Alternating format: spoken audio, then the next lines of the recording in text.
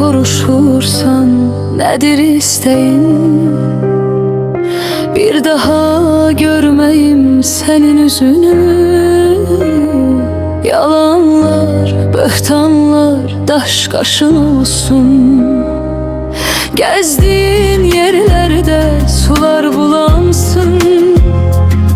Dört yanında ilan egreb dolansın.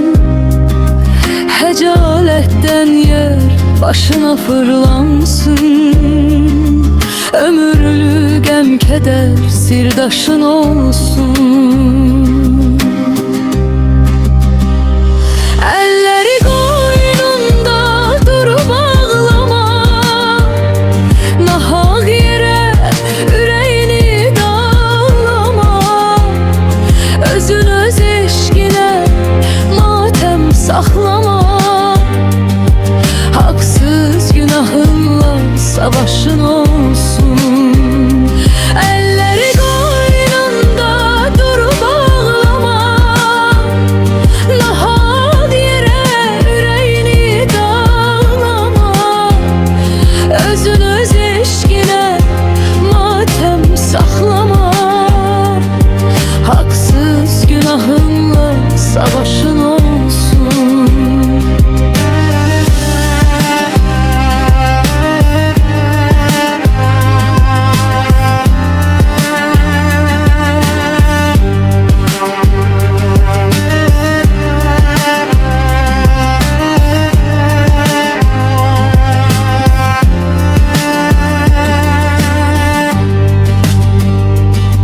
Həsrətə bürünüb çıxma yollara.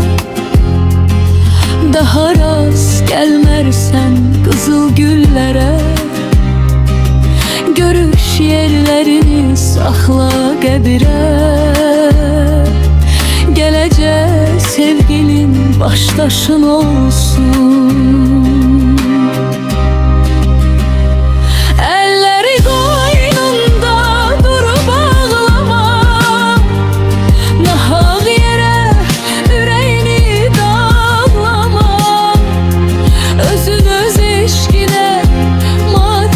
Saklama, haksız günahınla savaşın olsun. Elleri koynunda durup ağlama.